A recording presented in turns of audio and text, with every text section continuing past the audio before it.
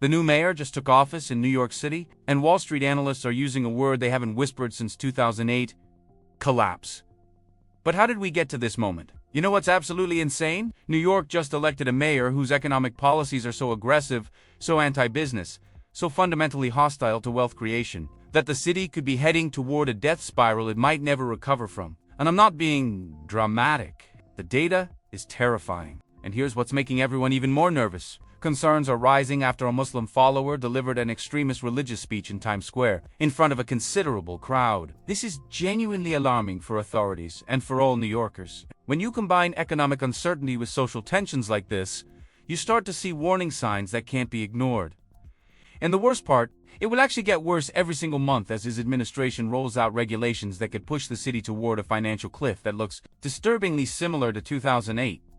Before I completely expose what could happen to New York's economy under this new leadership, hit subscribe, because this isn't just about one city anymore. When New York crashes, it drags the entire national real estate market down with it. And trust me, the parallels to the housing crisis are impossible to ignore. Now, are we definitely headed for another 2008-style collapse? Maybe.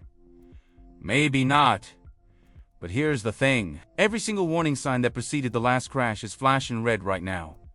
Overleveraged properties, aggressive policy shifts, frozen credit markets, mass exodus of wealth. I could be describing 2008 or 2025 and you wouldn't know the difference. The pattern is identical. Just wait until you see the numbers a bit later in this video. It's absolute chaos. Let me break down what could actually unfold in the coming months. Based on the mayor's publicly stated socialist positions, analysts are projecting some serious economic shifts. First, there could be massive tax increases on high earners. We're talking potential rates that could push New York into the highest tax bracket in the entire country. Second, aggressive rent control expansion seems likely, which historically has led to decreased housing quality and reduced new construction. Third, mandatory affordable housing quotas could destroy development profit margins, making new projects financially impossible. Fourth, new environmental regulations might force expensive retrofits that many building owners simply can't afford. And fifth, there could be increased regulation on businesses that historically drives corporate relocations. Now, combine this with the mayor's Muslim faith, which is absolutely his right, but there are legitimate questions about how his personal beliefs might influence policy decisions in a city as diverse and complex as New York. Could there be shifts in how the city approaches certain social policies? Could there be changes in how resources are allocated? Could there be tensions between different community groups that haven't been there before? These aren't accusations. These are questions that financial analysts and social researchers are already asking, and the exodus might already be starting. In recent months, major corporations have been quietly exploring options outside New York. High net worth individuals are reportedly changing their tax residency at increasing rates. The people who actually pay the taxes that fund this city, they could be planning their exit. And once they're gone, they're not coming back. If you've ever considered moving to or investing in New York, drop NYC in the comments. I'll leave a heart on every single one.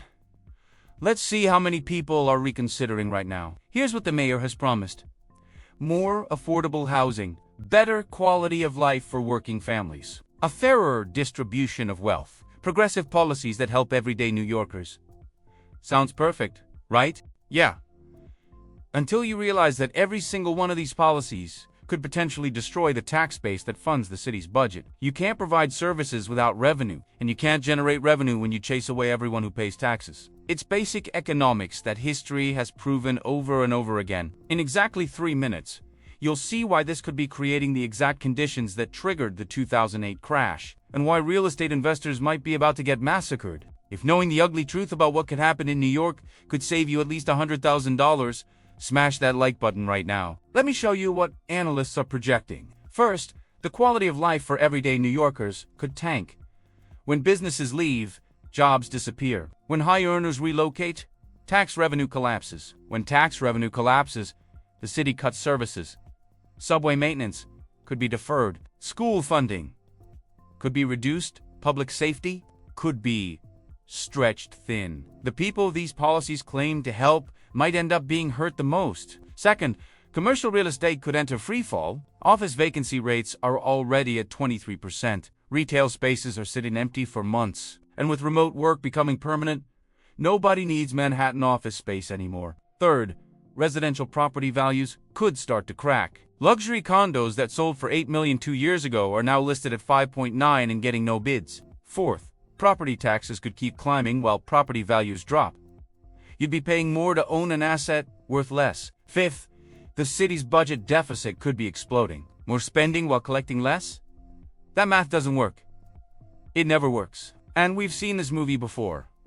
Remember 2008? Let me connect the dots for you. Back then, everyone believed real estate only goes up. Lenders gave mortgages to anyone with a pulse.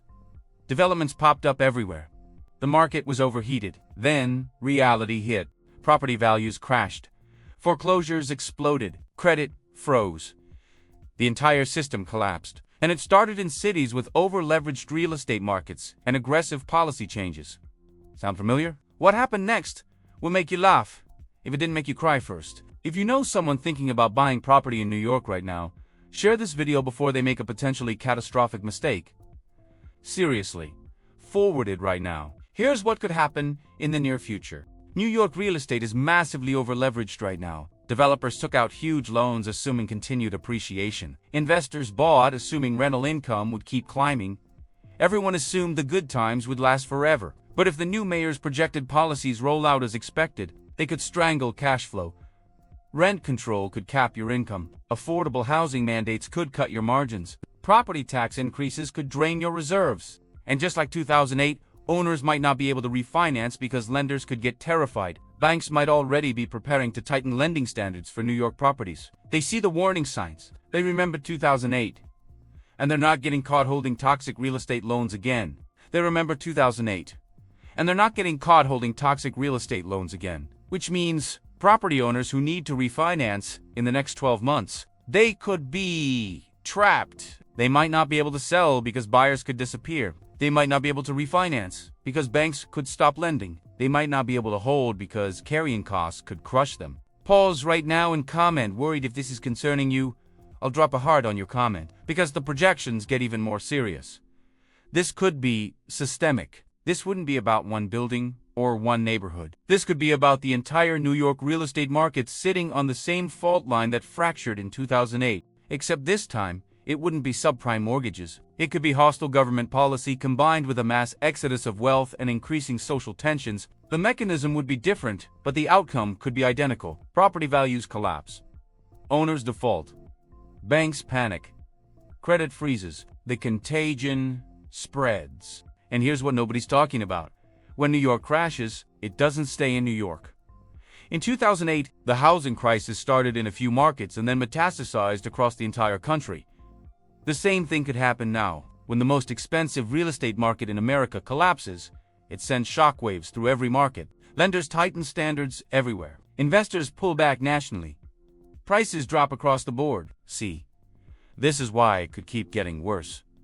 The pattern could be repeating, and we might be too blind to see it. If you like data that exposes potential financial disasters before they destroy you, subscribe and ring the bell, because this channel is your only early warning system. Let's talk about what this could do to real people. Small business owners could watch their customer base evaporate as wealthy residents leave. Middle-class families could realize their biggest asset, their home, is losing value while their property taxes climb. Retirees who invested in New York real estate could watch their nest egg disintegrate. Young professionals who thought they were building wealth could end up trapped in underwater mortgages they can't escape. The stress could be crushing. The anxiety could be constant. And the worst part, most people don't see it coming until it's too late, just like 2008. If New York elects leadership whose policies guaranteed economic uncertainty, is that really the smart choice? If you're feeling worried about any real estate investments you have, drop a broken heart emoji below. I'll leave a heart on it. You're not alone in this concern. Here's the comparison that should make you think carefully. Right now, wealthy individuals are reportedly leaving New York at rates we haven't seen since the 1970s. Back then, the city nearly went bankrupt. Crime exploded. Services collapsed. It took decades to recover, and similar exodus patterns could be emerging now, except this time, they have better options. Florida has no state income tax. Texas has booming job markets. Tennessee has business-friendly policies. Why would anyone stay in New York and pay potentially higher taxes for potentially declining services?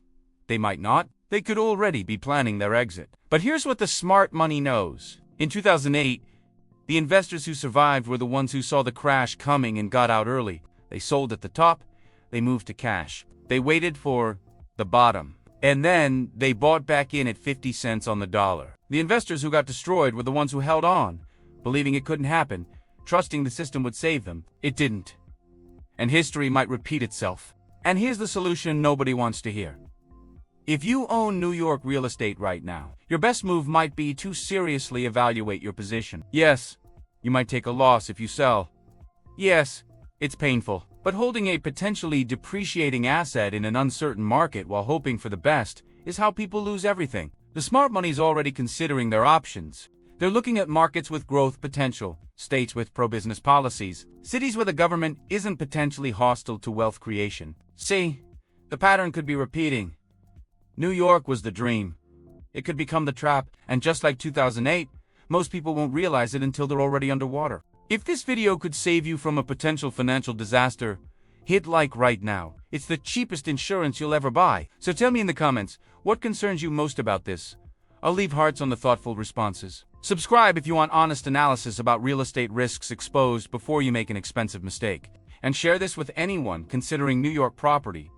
They need to see this perspective. If you think this analysis was eye-opening, go check out the playlist, Why Being Rich is Horrible. Warning, it's addictive, and it'll completely change how you see wealth. Next week, I'm exposing why investing in houses in Texas could be the worst decision you'll ever make. Spoiler, it involves property taxes that never stop climbing and an insurance crisis that's about to explode. You won't want to miss it.